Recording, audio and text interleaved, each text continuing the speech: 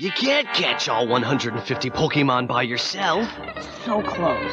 You need a friend to trade with. Pokemon Red is one of the first video games I remember playing. I didn't really understand what I was doing, but I fell in love with it. I remember taking my Game Boy everywhere I went after I played that game. I remember buying Pokemon cards and having no idea what they were, just how cool the card looked. As I got older, this love continued. The first video game I ever bought with my own money, my birthday money, was Pokemon Fire Red, and I have memories of playing a lot of Emerald and Pearl. I vividly remember my mom forcing me to go outside to play, and just playing Pokemon outside on my front step. However, although those are fond memories, what made Pokemon so special to me was that I wasn't just outside alone. I would trade my Pokemon cards with strangers on the school bus. My neighbors would bring their Game Boys on the front step as well, and we'd gather together to play Pokemon. In fact, I'm still good friends with those neighbors today. So, I wanted to talk about why I think Pokemon as a franchise is special, in the sense that its primary focus is on interaction and engagement with others, and how that ideal is ultimately what led to it being created in the first place.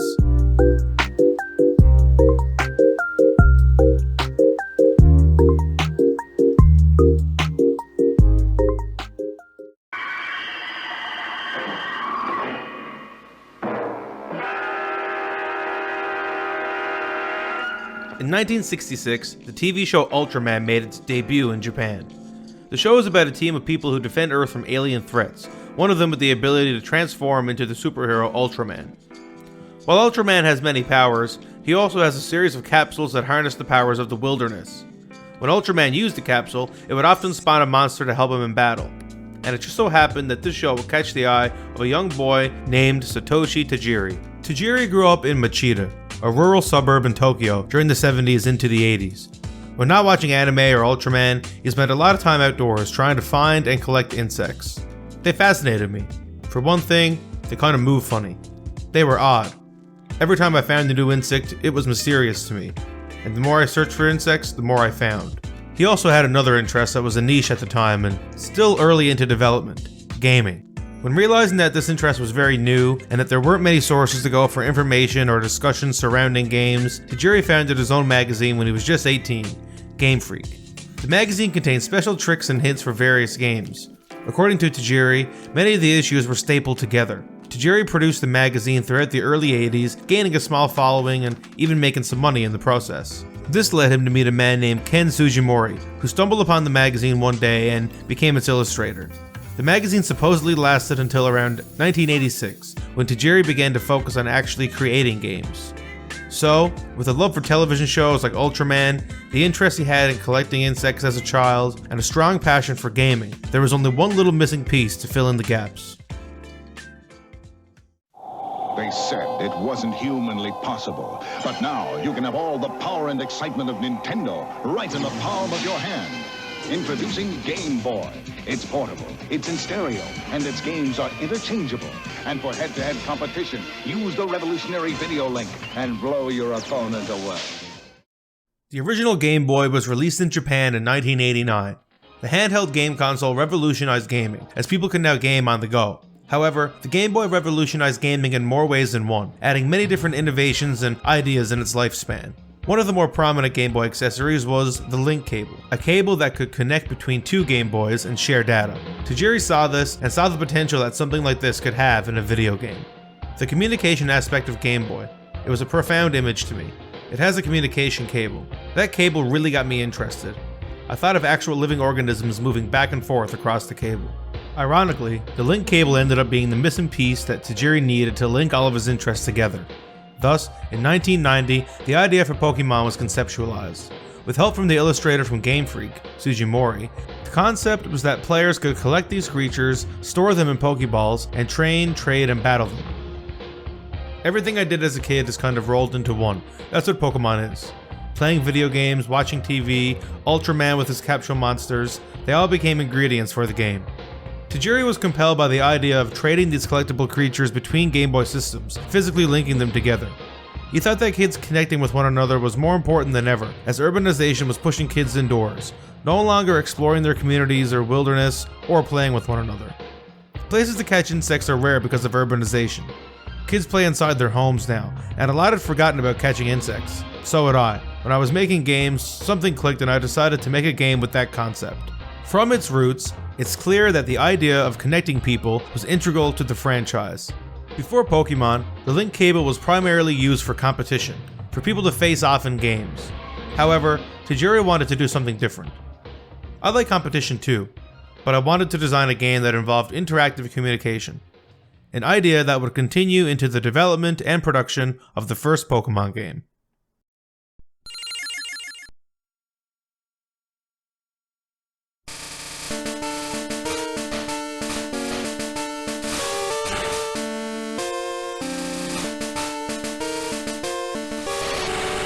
The first Pokemon game released on February 27, 1996 on Game Boy with 2 different versions containing different Pokemon, a series staple that still continues today. The idea was that if players really wanted to catch them all, they would have to connect with other players in order to do so. There were also Pokemon who would not evolve until traded across systems, which added a layer of trust that players needed to have in one another. Special Pokemon like Mew were also created to guide the players to share and engage with one another. Mew was not originally included in the games for people to acquire. You had to get it from interacting with Game Freak or Nintendo. Someone gives me Mew, then I give a Mew to you, then you pass it on. It was clear, with the link cable in mind, Tajiri wanted to push against urbanization, forcing players to get out and interact with one another, and harness a cooperative spirit rather than a competitive one. This was an ideal that would continue as the Pokemon franchise continued to expand. Released only months after the video game in 1996, the Pokemon trading card game saw the same resounding success. The concept of trading card games was relatively new, with the creation of Magic: The Gathering in 1993. The novel idea, success of the game, and flashy original art by Sujimori saw the card game reach a huge audience. TCGs connect people in a variety of ways. The first way is in the name. Players traded and swapped cards, getting rid of excess cards or duplicates they may have gotten in booster packs, trying to once again collect them all, while some wanted an optimal deck for competitive reasons. The competitive play was another way that TCGs connected people, as communities would soon begin meeting for weekly competitions or a tournament. The reverberations of this are still felt today, as Pokemon still remains one of the most popular TCGs. From the beginning, it seemed whichever avenue the Pokemon franchise expanded in, human interaction was at the forefront, which helped to build strong communities. The late 90s would also see the development of the Pokemon TV series, which was again another massive success for the Pokemon franchise. While the development of the television show itself doesn't seem like it has a focus on connecting people, it gave the aforementioned communities and children around the world something to watch and bond over. Game Freak knew that this interaction was important, and from the offset, there was conventions and special events held across the world to help build these communities and cause more human interaction. The immense popularity of Pokemon would strengthen its fanbase, and this would become very important, because the whole idea of a community was about to get turned on its head and met with a revolutionary invention. The popularity and rise of Pokemon coincided with the creation and spread of the internet. This concept would be the most revolutionary change that gaming would ever see, and it would change the Pokemon franchise as well. First of all, it would allow for the growth and expansion of the community of fans that Pokemon already had, allowing fans around the world easy ways to discuss and engage with Pokemon. People could now trade Pokemon cards with anyone across the world. In 2004, the company started the Pokemon World Championships, an official tournament that would bring people around the globe to compete in the card game. However, the effects of the internet will be most clear in the video game. As the Pokemon video games continued to release, with spin-off titles even making their way to home console, the integration of the internet began to creep its way into home and handheld console devices. While some wireless connection options existed for the Game Boy Advance, such as the adapter, the first Pokemon games to feature internet connectivity will be Pokemon Pearl and Diamond, releasing in fall of 2006 for Japan. The Global Trade System, or GTS, would allow for players to connect to the internet, to trade and battle Pokemon.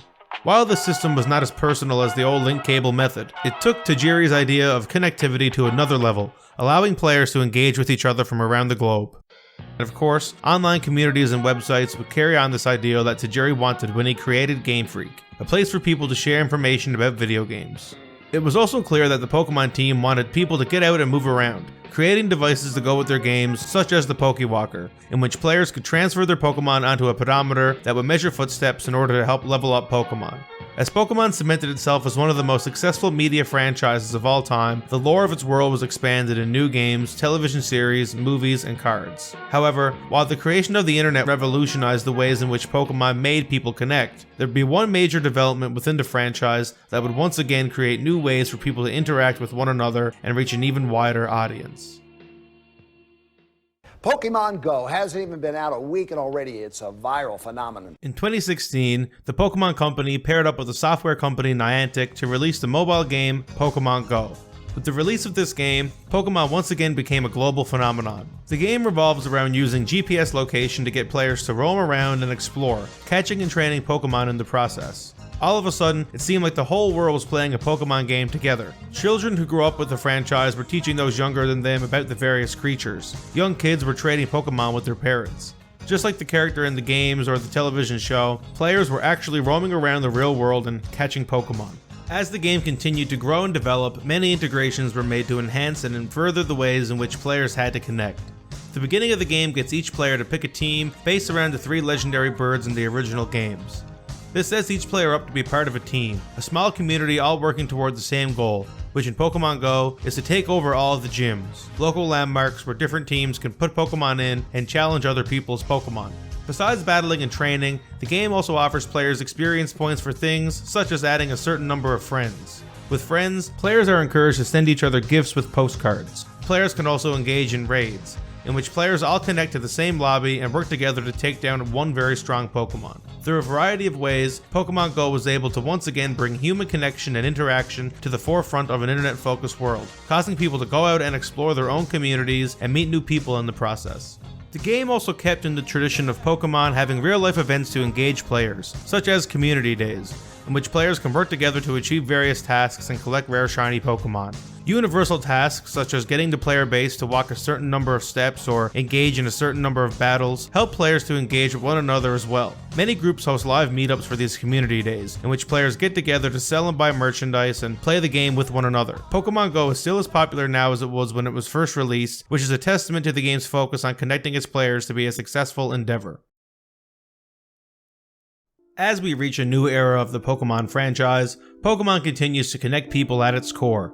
The game still released with version-exclusive Pokemon, raids have been integrated into the new releases, and online trading and battles still remain extremely popular. Pokemon TCG tournaments and events still happen worldwide, and small communities of people gather sometimes every week. Pokemon Go still has very prominent fan base and continues with community days and events to keep people getting out and exploring the world around them.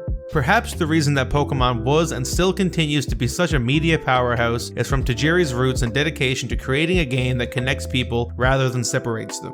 In its various forms throughout multiple decades, Pokemon is one of the very few gaming franchises that has this ideal at its core. In the 90s, Pokemon successfully provided human connection to people who needed it most, developing children. So, when I think back on playing Pokemon outside on my front step, maybe a part of me knew that I wasn't just playing a video game. I was making friends. I was feeling human connection. And as the world becomes more focused on the internet and the effects of a pandemic have caused physical rifts between people, perhaps a link cable is what we need to connect us once again. Thanks for listening. Take it easy.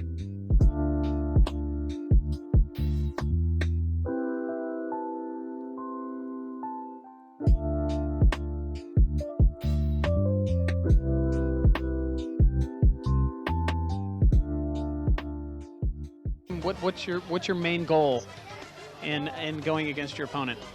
Well, my main goal is sort of like to beat his Pokemon